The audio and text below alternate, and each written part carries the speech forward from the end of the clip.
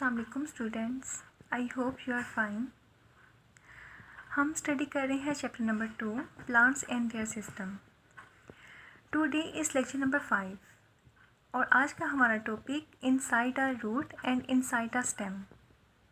Alright, हमने last lecture में transport in plant study किया था कि प्लांट्स में ट्रांसपोर्ट कैसे होती है।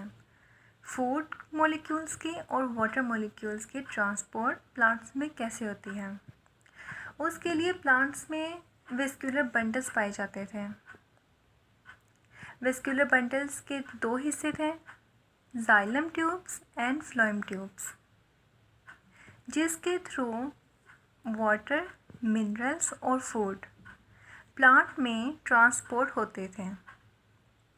आज हमने स्टडी करना है कि रूट में कौन सी ट्यूब्स पाई जाती हैं और स्टेम में कौन सी ट्यूब्स पाई जाती हैं और इनके थ्रू वो क्या क्या ट्रांसपोर्ट करती हैं। ठीक है, हम सबसे पहले स्टडी करेंगे इनसाइड अ रूट। अगर हम रूट की बात करें तो रूट में जाइलम ट्यूब्स पाई जाती हैं। ठीक है, जाइलम ट्यूब, इनका काम क्या है? ये वाटर और मिनरल को मूव्स करते हैं। मतलब ये ग्राउंड से सॉइल से वाटर और मिनरल्स को एब्जॉर्ब करेंगे और जाइलम ट्यूब,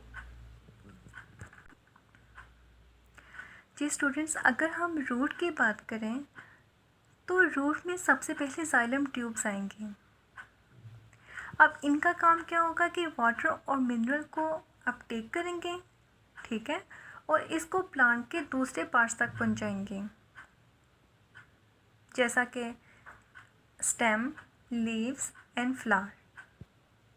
ऑलराइट, और जाइलम ट्यूब के स्ट्रक्चर की अगर हम बात करें तो इनके स्ट्रक्चर, इनके वॉल्स स्ट्रॉन्ग होती हैं और थिक वॉल्स होती हैं।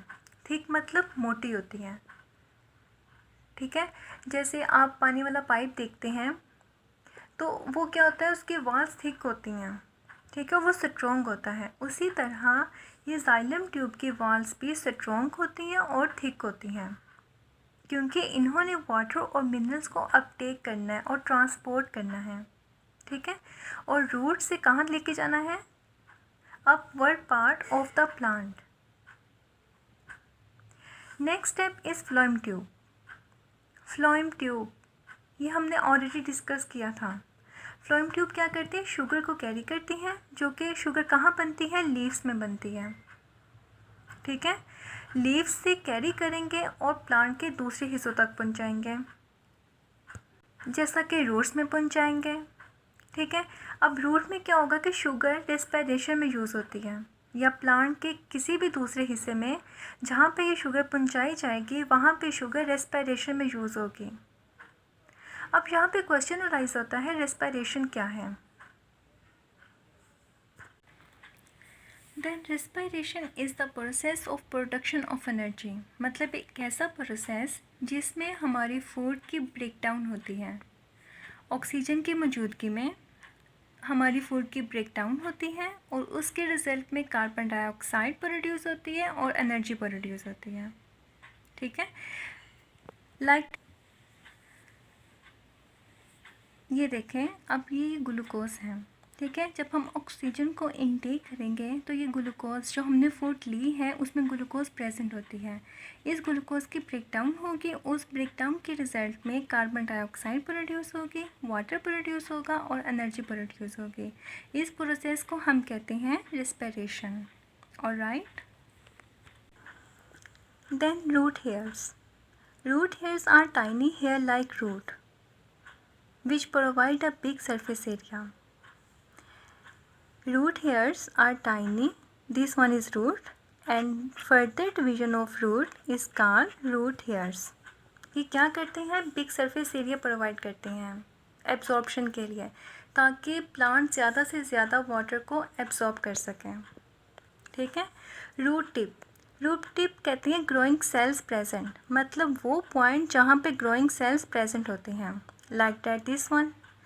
मतलब वो पॉइंट जहाँ पे ग्रोइंग सेल्स प्रेजेंट हो और डिवाइड होने के रिजल्ट में इसकी फर्दर डिवीजन हो सके, इस पॉइंट को हम कहते हैं रूट टिप। ठीक है। रूट कैप वो पॉइंट मतलब ये प्रोटेक्ट करता है, कैप है, कैप मतलब ये रूट टिप को प्रोटेक्ट करेगी। This one is root cap जो कि रूट टिप को प्रोटेक्ट करता है। Understand? Let's start the reading from the book. Inside a root, water and minerals move up the xylem tubes to the stem. Sugar from the leaves move down the phloem tubes. The sugar is used by the cells of the root in respiration. Root hairs give a big surface area to take in water and mineral from the soil. Growing cells at the root tip. This one is growing cells at the root tip and is protected by the root cap. Growing root tip is protected by a root cap. This one is root cap and this one is root tip. ठीक है। And ये क्या है, root hairs जो कि large surface area provide कर रही हैं ताकि वाटर और मिनरल्स अपटेक हो सकें। Alright, now we talk about inside the stem. Vascular bundle. अब हम स्टेम की बात करते हैं कि स्टेम में कैसे वेस्क्यूलर बंडल प्रेजेंट होते हैं। ठीक है। Vascular bundle is actually collection of xylem tubes and phloem tubes. phloem tube carry sugar from leaves, have thin walls. phloem tube की वॉल थिन होती हैं, थिन मतलब बारीक होती हैं, पतली होती हैं। ठीक है। Let's start the reading from the book. Inside a stem, a vascular bundle is made of xylem and phloem tubes. Vascular bundle, xylem and phloem tubes. ठीक है। phloem tubes carry sugar made in the leaves up and down the plant. phloem tube क्या करती हैं, sugar को carry करते हैं made in leaves जो कि leaves में बनती है during the process of photosynthesis. up and down the plant, उसे up और down मूव करवाते हैं। These tubes have thin walls. In tubes की वॉल्स कैसी होती हैं, थिन वॉल्स होती हैं। अब ये देखें, ये फ्लोएम ट्यूब है और ये जाइलम ट्यूब्स हैं। फ्लोएम ट्यूब क्या कर रही है, इनकी वॉल्स कैसी होती हैं, थिन वॉल्स होती हैं और ये फूड को अप भी मूव करवा रही है और डाउन भी मूव करवा रही हैं। ठीक है। Next xylem tubes. ये रेड कलर में आपको जाइलम ट्यूब्स नज़र आ रही हैं। Xylem tubes carry water and mineral up from the root. ये वाटर और मिनरल को कैरी करेंगी और रूट से ऊपर लेके जाएंगी। These tubes have strong thick walls. ठीक है। These cells make new xylem and phloem as the plant gets bigger. जब प्लांट का साइज़ बड़ा होगा तो जाइलम और फ्लोएम नए सेल्स बनाएंगे। ठीक है। ये वाले जो सेल्स हैं वो नए सेल्स मतलब डिवाइड हो जाएंगे, फिर नए सेल्स बन जाएंगे। हमने ये स्ट्रक्चर कहाँ से लिया है, स्टेम से लिया है। ठीक है। अगर हम स्टेम के छोटे से हिस्से को कट कर माइक्रोस्कोप के अंडर स्टडी करें तो हमको ये स्ट्रक्चर नज़र आएगा। ठीक है। हम उसको इजीली जाइलम ट्यूब्स को, फ्लोएम ट्यूब्स को इजीली हम देख सकते हैं।